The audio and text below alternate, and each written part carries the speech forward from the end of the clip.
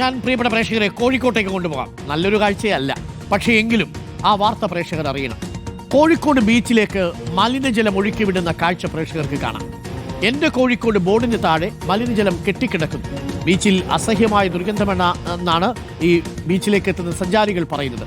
V S രഞ്ജിത്തുണ്ട് സ്ഥലത്ത് നിന്നും. V S Ranjith, good morning. V S Ranjith, നമ്മൾ ദില്ലിയിൽ യമുനയിൽ പ്രധാനമന്ത്രിക്ക് കുളിക്കാൻ വേണ്ടിയിട്ട് മിനറൽ വാട്ടർ കൊണ്ട് തടയണ കിട്ടിയെന്നൊരു വാർത്തയുണ്ടായിരുന്നു.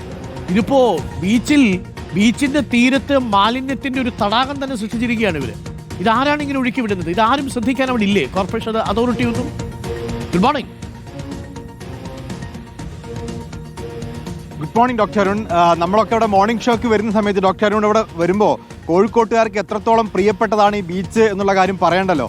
ആ വൈകാരികമായി കോഴിക്കോട്ടിന് അടുപ്പമുള്ള ഇത്ര ഭംഗിയുള്ള ബീച്ചിൽ നമ്മളത് നോക്കുമ്പോൾ ഇവിടെ കറുത്ത ജലം, ഈ മലിനജലം എന്ന് പറയുന്നത് നമുക്ക് തൊട്ടു നോക്കാനോ അങ്ങോട്ട് ഇറങ്ങി നോക്കാനൊന്നും പറ്റാത്ത വിധത്തിലുള്ള എന്തെല്ലാം വൃത്തികേടുകളാണ് ഇതിലേക്ക് ഒഴുകി വരുന്നതെന്ന് അറിയാത്ത വിധത്തിലുള്ള ഒരു വലിയ മാലിന്യ സംഭരണി പോലെ ഒരു മലിനജന സംഭരണിയായി ബീച്ചിന്റെ മേഖല മാറുന്നു. നോക്കൂ, ഇപ്പോഴേക്ക് മിജേഷ് ഈ ഭാഗത്ത് നോക്കിയാൽ ഇവിടെ ഇതാണ് ഓവുചാൽ എന്ന് പറയുന്നത്. ക്യാമറയിൽ കാണാമെങ്കിൽ ഈ ഓവുചാലിൽ നിന്നാണ് ഇങ്ങോട്ട് വരുന്നത്. യഥാർത്ഥത്തിൽ ഓവുചാലിൽ നിന്ന് മാലിന്യം ഈ ഓവുചാലിലേക്ക് മലിനജലം വിടുമ്പോൾ അത് മലിനജലം വിടാൻ പാടില്ല.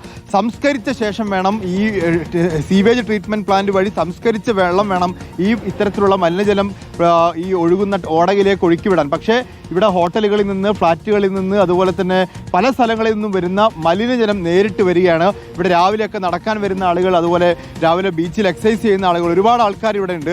ഈ ആളുകളൊക്കെ തന്നെ പറയുന്നത് ഇത് അസഹ്യമായ ദുർഗന്ധമാണ്. ഇതിപ്പോൾ നിങ്ങൾ സ്ഥിരം കാണുന്ന സംഭവമാണ്? സ്ഥിരമായിട്ട് കാണുന്ന സംഭവം. ഇത് ഇത്ര ഒന്നല്ല, ഇതിനേക്കാളും കൂടുതലുണ്ട് വരുന്നത്. ഹോട്ടലത്തതും പിന്നെ അലുവൻ്റെ വേസ്റ്റ്, മൊത്തം വേസ്റ്റ് വന്നിട്ട് ഭയങ്കര ദുർഗന്ധമാണ്. ഈ പ്രദേശത്ത് ഒരുപാട് ഈ കടകളും ഹോട്ടലൊക്കെ ഉണ്ടല്ലോ. ഇവിടെ ഇഷ്ടംപോലെ ഹോട്ടലും കാര്യങ്ങളൊക്കെ ഉണ്ട്. ഈ വേസ്റ്റ് വരുന്നത് ഇപ്പം ബീച്ച് ഹോട്ടലിലാണ്. കുറെ സ്ഥലത്ത് നിന്ന് വരുന്നുണ്ടാവും. എല്ലാം കൂടി ഒന്ന് അടിയണം ഈ സ്ഥലത്ത് കൂടെ തന്നെ. ലക്ഷക്കണക്കിന്. ഗുഡ് മോർണിംഗ് ബീന ഫിലിപ്പ് മാം. ഇപ്പോൾ ഈ ദൃശ്യങ്ങളിൽ കാണുന്നത് കോഴിക്കോടുകാർക്ക് പൊതുവേ വിഷമം ഉണ്ടാക്കുന്നതാണ്. നമ്മളും അത് കാണുമ്പോൾ ഒരു അസ്വസ്ഥതയുണ്ട്. ഇതെന്തുകൊണ്ടാണ് ഈ മലിനജലം ഇങ്ങനെ സീവേജ് ട്രീറ്റ്മെന്റ് പ്ലാന്റിൽ പോകാതെ നേരിട്ട് ബീച്ചിലേക്ക് ഒഴുക്കി വിടുന്നത്? നമുക്കൊന്നും ചെയ്യാൻ കഴിയില്ലേ? അത് കോഴിക്കോടിന്റെ ഒരു സംസ്കാരമായിരുന്നു. അടുത്ത റോഡയില്ലെങ്കിൽ എല്ലാ വേസ്റ്റും അതിലേക്ക് ഒഴുക്കി വിടുക എന്നുള്ളത്. അത് നമ്മൾ പണ്ടേ ശീലിച്ചതാണ്. എന്റെയൊക്കെ വീടിനടുത്ത് ഒരു ഓടയിൽ ഇവിടെ ഹോസ്റ്റൽ തുടങ്ങി കൂടെ ചോദിച്ച ആൾക്കാരുണ്ട്. നമുക്ക് നിങ്ങൾക്ക് സൗകര്യമല്ലേ, ഓടയല്ലേ തൊട്ടടുത്ത്. അപ്പൊ ഇത് നമ്മൾ അറിയാതെ ചെയ്തിരുന്ന ഒരു തെറ്റായിരുന്നു. ശരിക്കും ഇത്രമാത്രം പ്രത്യാഘാതം ഉണ്ടാവും അറിയാതെ. ഇന്നിപ്പോ നമ്മൾ എത്ര ബോധവൽക്കരണം നടത്തിയിട്ടും എത്ര വലിയ സ്ഥാപനങ്ങൾ പോലും, വിഷമമുണ്ടെന്ന് പറയാനായിട്ട്, വലിയ ഇന്റർനാഷണലി ഫേമസ് ആയിട്ടുള്ള സ്ഥാപനങ്ങൾ പോലും അവരറിയാതെ രാത്രിയുടെ മറവിലോ വെളുപ്പിലോ അവരെന്ത് ചെയ്യുന്നു, അവരുടെ മാലിന്യം മുഴുവൻ ഓടയിലേക്ക് ഒഴുക്കി വിടാം. എത്രമാത്രം അപകടകരമാണ് അല്ലേ? കുഞ്ഞുങ്ങൾ കളിക്കുന്ന ബീച്ചാണ്. ഈ വെള്ളത്തിലിറങ്ങി കളിക്കുന്നവരുണ്ട്. ഈ കുഞ്ഞുങ്ങളൊക്കെ ഇതിനകത്ത് വന്ന് ചാടി ചവിട്ടിയാൽ, പ്രത്യേകിച്ച് അമീബിക് മസ്തിഷ്ക ജ്വരം ഒക്കെ നിൽക്കുന്ന സമയമല്ലേ? തീർച്ചയായിട്ടും. ഇപ്പൊ എല്ലാ ഹോസ്റ്റലുകൾ കൂടുന്തോറുമാണ് ഏറ്റവും കൂടുതൽ മാലിന്യങ്ങൾ വരുന്നത്. തിരക്ക് കൂടി, ഷോപ്പുകളുടെ എണ്ണം കൂടി. അപ്പൊ അവരൊക്കെ ഉപയോഗിക്കുന്നത് മൊത്തം വരിക. പണ്ടുണ്ടായിരുന്നു. ഇവരെയൊക്കെ പിഴയിട്ട് നിയന്ത്രിക്കണം മാം. ഇന്റർനാഷണൽ സ്ഥാപനങ്ങളാണെങ്കിൽ പോലും ക്വാണ്ടിറ്റി കൂടുതൽ ചെയ്യുന്ന ആരും. അതാണ് ഇത്രയും പ്രശ്നം ഉണ്ടാവുന്നത്. എത്ര പ്രാവശ്യമാണ് നമ്മൾ ആ സൈഡിലെ കോർപ്പറേഷന്റെ സൈഡിൽ കൂടി 2 പ്രാവശ്യം ഞങ്ങൾ വന്ന് 2 വർഷത്തിനിടയിൽ അത് പൊളിച്ചു പണിയുകയും അതിന്റെ കാര്യങ്ങൾ ചെയ്യുകയും ചെയ്തു.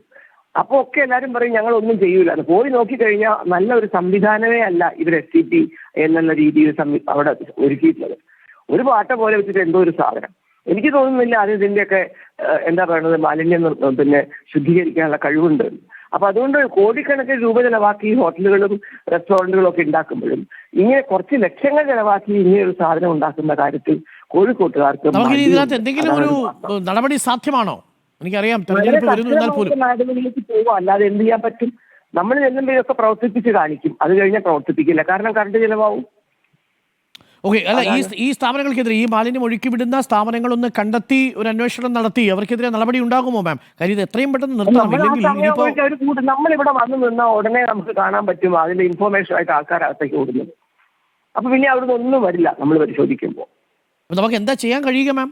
ഞാൻ നേരിട്ട് പോയിട്ടില്ല. ഞാൻ ആ ഷോപ്പിൽ ഇതിന്റെ ഒന്നും പേര് പറയുന്നില്ല. നേരിട്ട് പോയിട്ടുണ്ട്. അവിടെ ഒഴുക്കി എന്നുള്ളത് നമുക്ക് വ്യക്തമാണ്. പക്ഷെ നമ്മൾ അവിടെ എത്തുമ്പോഴേക്കും അത് ആരൊക്കെയോ ലീക്ക് ഔട്ട് ചെയ്തിട്ട് അവിടുന്ന് ഒരു സാധനവും വരാത്ത രീതിയിലാണ് നമ്മൾ കാണുക.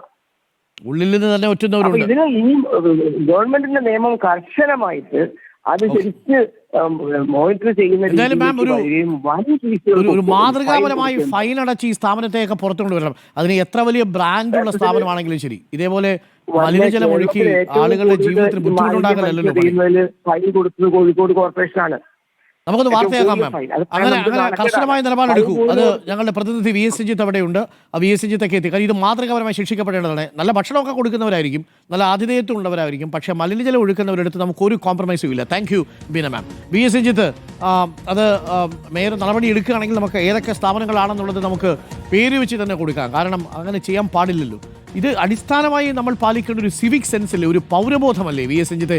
അവിടെ ഈ അമീബിക് മാസ്റ്റേഴ്സ് കിച്ചൺ അടക്കമുള്ള ഈ കുഞ്ഞുങ്ങളൊക്കെ വന്ന് ഈ പന്ത് കളിക്കുന്നത് കുഞ്ഞുങ്ങൾക്ക് അറിയില്ലല്ലോ ഇത് മലിനജലമാണെന്ന്. അതിനകത്തൊക്കെ ചാടിക്കഴിഞ്ഞാൽ എന്താണ് അവസ്ഥ?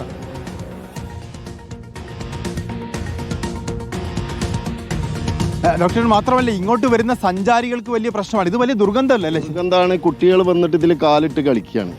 കുട്ടികൾക്ക് അറിയില്ല ഇത് കടലിലെ വെള്ളമാണോ തോട്ടിലെ വെള്ളമാണോ വേസ്റ്റ് വെള്ളമാണോ. കുട്ടികൾ ഇതിലൊക്കെ അവിടെ വന്നുകൊണ്ട് കുട്ടികൾ കളിച്ചിങ്ങാണ്ട് പിന്നെ അവിടെ പോയിട്ട് കാല് കഴുകുന്ന രീതിയിലാണ്. ഒരുപാട് കുട്ടികൾക്ക് ചൊറി തന്നെ പിടിച്ചിട്ടുണ്ട്. അപ്പോൾ ഇത് ഇവിടെ വരുന്ന സഞ്ചാരികളെ ബാധിക്കുന്ന വിഷയമാണ്. ഈ കടലിൽ കളിക്കുന്ന കുട്ടികളെ ബാധിക്കുന്ന വിഷയമാണ്. മാത്രമല്ല കോഴിക്കോട് ബീച്ച് എന്ന് പറഞ്ഞാൽ ടൂറിസം ഡിപ്പാർട്ട്മെന്റിന്റെ അഭിമാന പ്രൊജക്റ്റായി. ഇപ്പോൾ നോക്കൂ, നമ്മുടെ കോഴിക്കോട് എന്നൊക്കെ പറഞ്ഞ് എഴുതി വെച്ചേക്കുന്നതിൻ്റെ തൊട്ട താഴത്താണ് ഇങ്ങനെ കറുത്ത മലിനജലം കെട്ടിക്കിടന്ന് ഈ ബീച്ചിന്റെ സൗന്ദര്യത്തെ മുഴുവൻ നശിപ്പിക്കുന്ന വിധത്തിലുള്ള ഒരു വിധ്വംസക പ്രവർത്തനം ഇവിടെ നടന്നുകൊണ്ടിരിക്കുന്നത്. അരുൺ, തീർച്ചയായിട്ടും അത് മാറ്റേണ്ടതാണ്. ഇതിനകത്ത് മേയർ പറഞ്ഞ ഒരു കാര്യമുണ്ട്, നമ്മുടെ സൗകര്യത്തിന് വേണ്ടിയിട്ട് തൊട്ടടുത്തൊരു ജലാശയം ഉണ്ടെങ്കിൽ അതിലേക്ക് മലിനജലം തള്ളുക, തൊട്ടടുത്തൊരു ഓടയുണ്ടെങ്കിൽ എല്ലാ വേസ്റ്റും അതിലേക്ക് കൊണ്ടിടുക. ഇതൊന്നും ഇല്ലെങ്കിൽ പോലും അയൽവാസിയുടെ പറമ്പിലേക്ക് സ്വന്തം വേസ്റ്റ് വലിച്ചെറിഞ്ഞാൽ എൻ്റെ സ്ഥലവും എൻ്റെ പറമ്പും സുരക്ഷിതവും സുന്ദരവുമായി എന്ന് കരുതുന്നവരല്ലേ?